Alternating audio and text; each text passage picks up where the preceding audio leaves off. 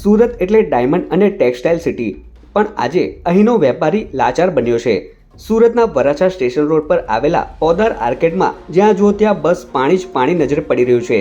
24 કલાકથી દુકાનોમાં પાણી ભરાયેલા હોવાના કારણે કરોડો રૂપિયાનું કાપડ, કિંમતી સામાન અને ફર્નિચર સડી ગયું છે।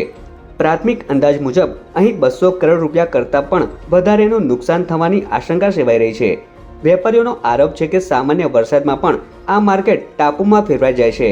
એક તરફ વેપારીઓ આર્થિક રીતે તબાહ થઈ રહ્યા છે, તો બીજી તરફ સુરત મહાનગરપાલિકાના અધિકારીઓની દાદાગીરી સામે આવી છે। જ્યારે મુશ્કેલીમાં મુકાયેલા વેપારીઓએ પાલિકાના અધિકારીઓ સમક્ષ પાણીના નિકાલ માટે આજીજી કરી અને ફરિયાદ નોંધાવી, ત્યારે અધિકારીઓએ મદદ કરવાને બદલે સીધા ઊંચા હાથ કરી દીધા।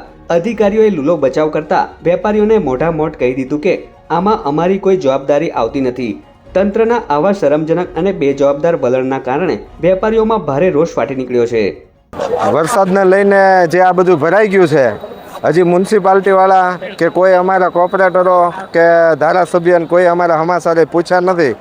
અમે મ્યુનિસિપાલિટીની અંદર ફોન કર્યા તો અમને એવું કીધું કે એ તમારી જવાબદારીમાં આવે। તો આ વેરા બિલને શેના માટે લે છે એ જ અમને ખબર નથી પડી।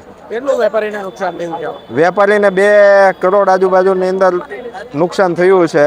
બધાયનું તમે જુઓ તો બધી જ દુકાનો છે એની અંદરથી માલ સામાન બધાયનો અંદર રહી ગયો અને ખાલી પોતે જ બહાર નીકળી શક્યા એવી કન્ડિશન હતી। અહીંયા જે આ પતરા મારેલા છે ને આ બધો પ્રોબ્લેમ હતો તો ખાલી જાણ તો કરવી જોઈએ કે નહીં, પણ અમને કોઈ જાણે કરવામાં નહોતી આવી।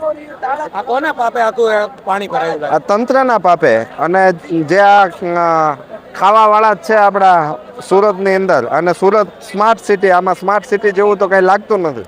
મહાનગરપાલિકાના કે નેતા કે કોઈ હજુ સુધીની અંદર આવ્યું જ નથી। તો બીજી તરફ સુરત શહેરના લિંબાયત વિસ્તારમાં પણ પાણી ભરાયેલા યથાવત રહ્યા છે અને રહેણાંક વિસ્તારમાં એક માળ સુધીના મકાન પાણીમાં ગરકાવ થયા છે। મહાનગરપાલિકા અને ફાયર દ્વારા પાણીમાં ફસાયેલા લોકોનું રેસ્ક્યુ કરવામાં આવ્યું હતું। અંદાજિત 20 ફૂટ જેટલા ભરાયેલા પાણીમાં એનડીઆરએફના જવાનો દ્વારા બોટ દ્વારા લોકોનું રેસ્ક્યુ કરવામાં આવ્યું હતું। લિંબાયત અને કમરુનગર વિસ્તારમાં ભરાયેલા વરસાદી પાણીને ઉતરતા હજુ 1 દિવસ લાગી શકે છે, ત્યારે ઘટનાથી જનજીવન ઉપર માઠી અસર પડી છે।